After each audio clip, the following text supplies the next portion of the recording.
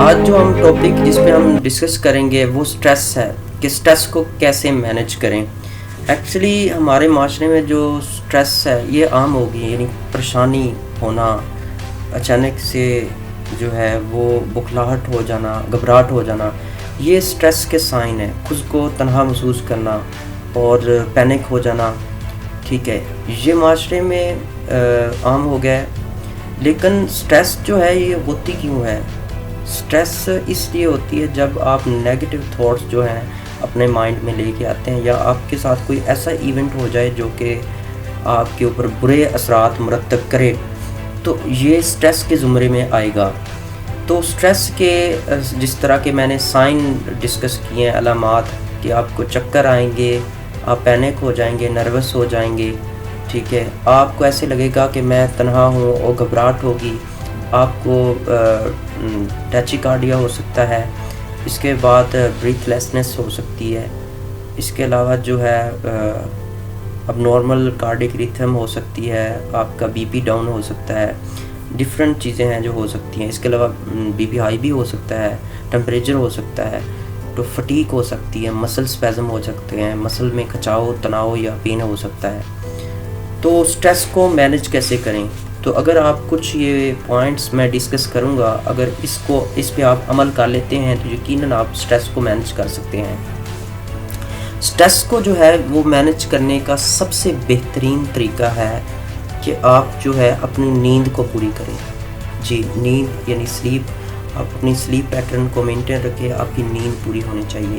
Second جو ہے آپ اچھے فرینڈس بنائیں، یعنی آپ کے اچھے دوست ہونے چاہیے جو آپ کو یعنی کہ سپورٹ کریں، آپ کو گائیڈ کریں مشکلات میں، مشکل حالات میں. اس کے علاوہ آپ کے ساتھ خوش گپیاں یعنی اچھی گفتگو جو ہے وہ کریں، اور کوشش کریں کہ ڈپریشن والے انوائرمنٹ سے جو ہے وہ آئسولیٹ رہیں، ٹھیک ہے. دوسری چیز یہ ہوگی. تیسری چیز میں یہ بتا دیتا ہوں کہ سٹریس والے بندے کے لیے ایکسرسائز بڑی امپورٹنٹ ہے، کیونکہ ایکسرسائز کرنے سے بلڈ سرکولیشن امپروو ہوتی ہے اور جو سٹریس ہارمون ہے وہ فلیش آؤٹ ہو جاتے ہیں. سٹریس ہارمون جو ہے وہ یعنی کہ ریلیز ہونا بند ہو جاتا ہے، جس سے سٹریس جو ہے وہ اوور کم ہو جاتی ہے. اسی طرح جو ہے آپ جو ہے سٹریس میں ہیں تو آپ اپنے کوئی اچھے دوست کو کال کر کے اس سے گپ شپ کر سکتے ہیں. اس کے علاوہ سٹریس کو اگر مینیج کرنے کا میں چوتھا طریقہ بتاؤں تو وہ ہے کہ آپ ایک اچھی بک پڑھ سکتے ہیں، اچھی ریڈنگ، جس سے آپ اچھا لگاؤ رکھتے ہیں.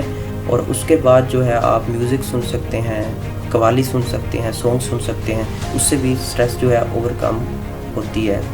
اور پانچویں بات یہ ہے کہ آپ نے جو ہے کوئی اچھی چیز جو ہے اس کو ایٹ کر سکتے ہیں، مطلب آئس کریم کھا سکتے ہیں یا کوئی جوس وغیرہ لے سکتے ہیں سٹریس میں. اس کے علاوہ جو اگر میں بات کروں میڈیکیشن کی، تو سٹریس مینجمنٹ کے لیے آپ جو ہے وہ اینٹی ڈپریسن لے سکتے ہیں، جس طرح برومازیپام ہے، اور اپنے کنسلٹنٹ سے رابطہ میں رکھیں اپنے آپ کو، اور اینٹی ڈپریسن لے سکتے ہیں.